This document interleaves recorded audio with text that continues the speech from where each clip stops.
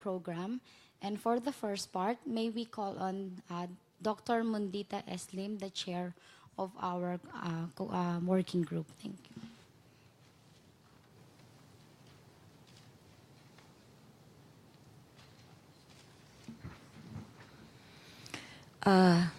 Thank you, Casey.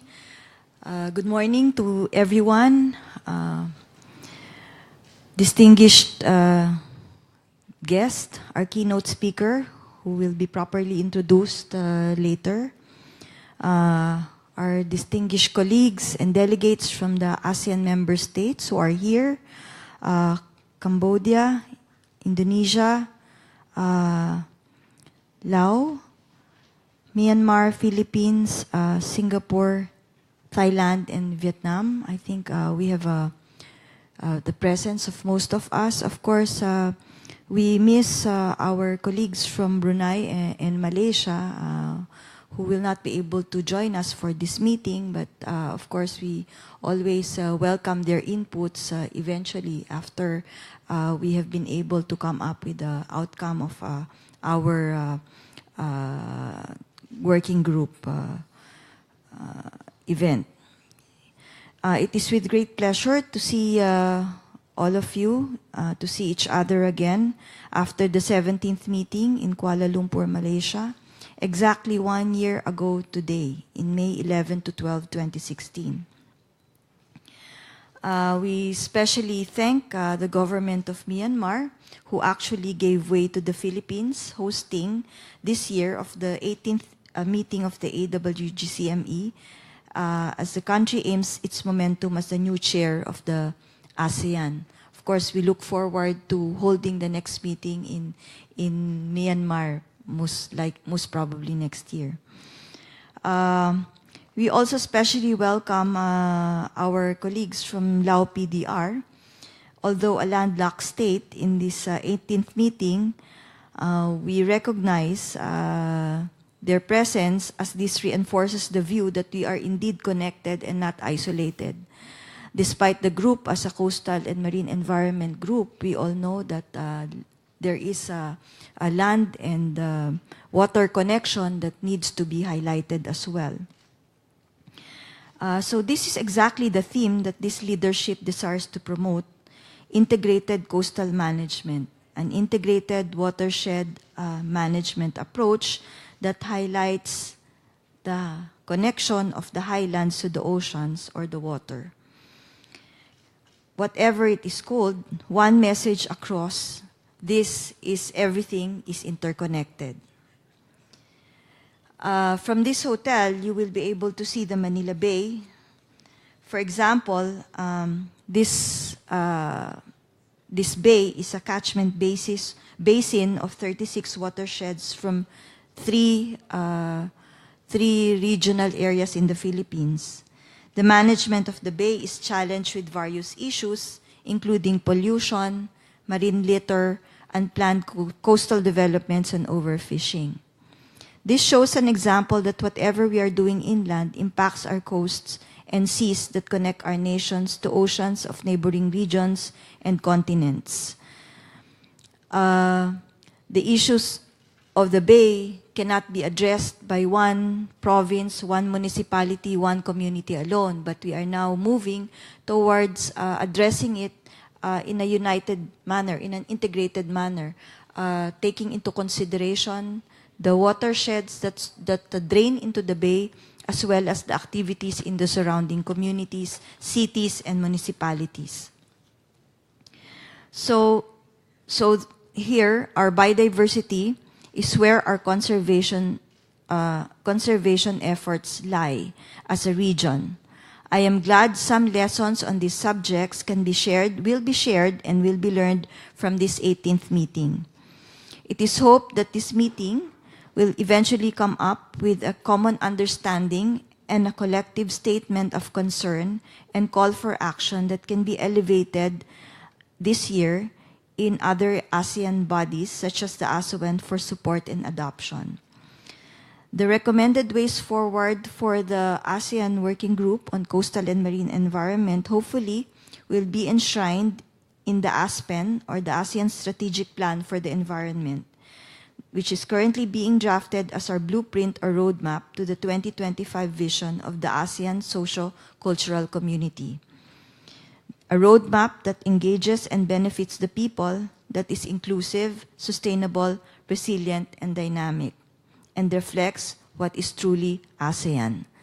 So again, welcome all of you. We look forward to a very productive meeting in the next 2 days. Good morning, and I wish us success and to all of you, a pleasant stay in the Philippines.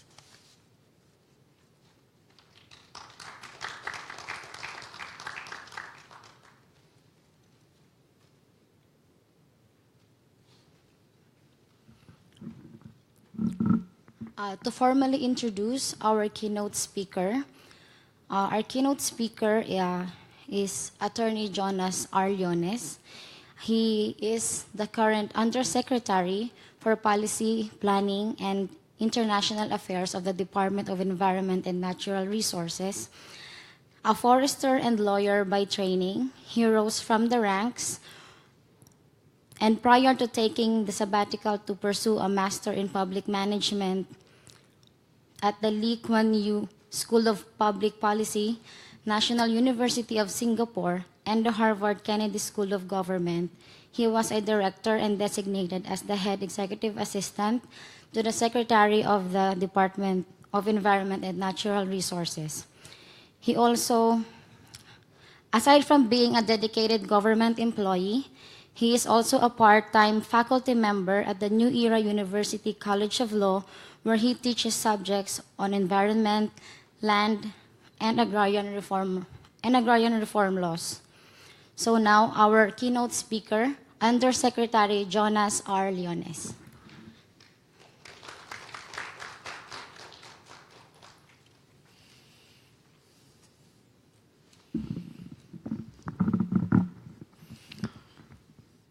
A pleasant good morning to the distinguished delegates.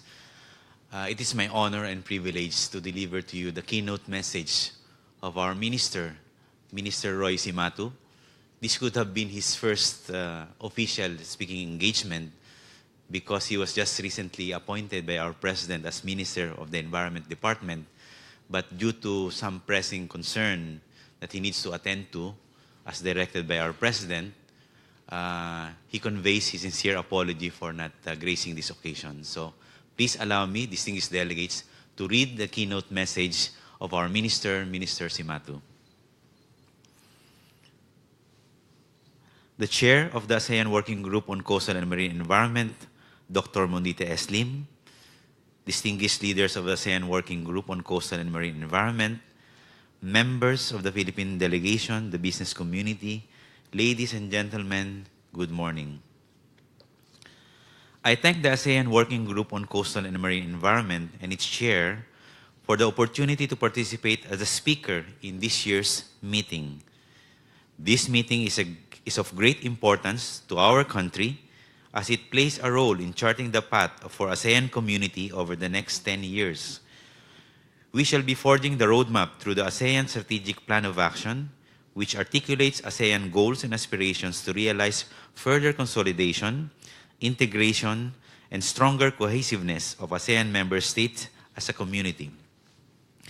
I would like to emphasize the focus we are now giving on biodiversity conservation.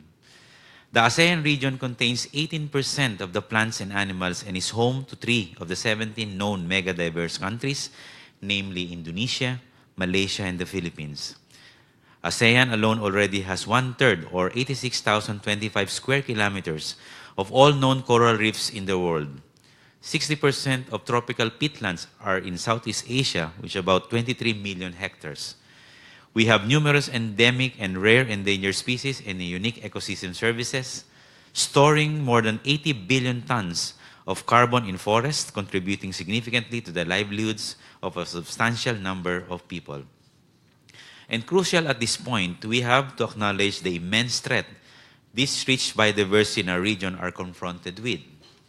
Thus, addressing these threats, ASEAN connectivity is all the more imperative at this point. The haze from the forest and plantation areas raged from time to time and crosses borders, affecting not just one country or two countries. The effects of illegal harvesting of giant clams, particularly in the Philippines, has adverse consequences affecting even beyond our country's territorial waters. Giant clams do not only provide food and shelter, they also reap builders and shapers. In this era of climate change onslaught, the corals dying through bleaching resulting from acidification need these giant clams to regenerate.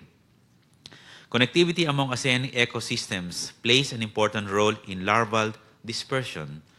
A school of fish may lay eggs in one place, but throughout their life cycle, they may migrate from one nation to another in our interconnected waters. This year, our country will host the 12th meeting of the Conference of Parties to the Convention of Migratory Species of Wildlife Animals, or CMS. The CMS is the only global intergovernmental treaty established exclusively for the conservation and management of terrestrial, marine, and avian migratory species throughout their range.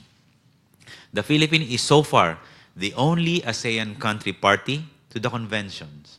And in this regard, I would like to take this opportunity to invite you all, my fellow Asian members, to be part of the CMS as well.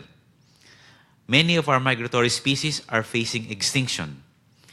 If we can come together and work within the CMS framework, we can actively ensure the strict protection of these species. We need to prohibit the taking of such species, conserve and restore their habitats, remove obstacles to their migration, and control other factors that might endanger them. Fellow ASEAN members, may I also enjoin you all to ensure that we move together to effectively implement our strategic plan of action.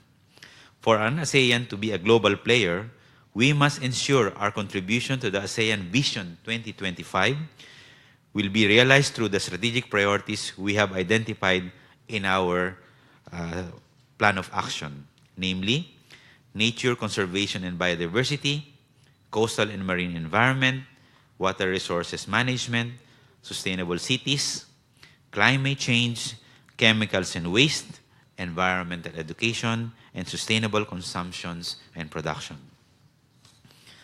ASEAN needs strong resolve and action to confront the challenges it may face in the next decades. Environmental issues are multidisciplinary and cross-sectoral in nature, resulting in some of the most difficult, complex problems that we need to address. These are pressing and urgent concerns for all of us. As I quote the words of our President, "We shall not be cowed. We will press on. We must redouble our efforts to concentrate in making ASEAN inclusive, sustainable, resilient, and dynamic." End of quote. Our efforts must continue to engage and benefit all ASEAN communities. Ours is a fragile world. We now recognize this, and we shall robustly and staunchly defend our natural heritage. Mabuhay tayong lahat. Thank you very much, and good morning to all of you.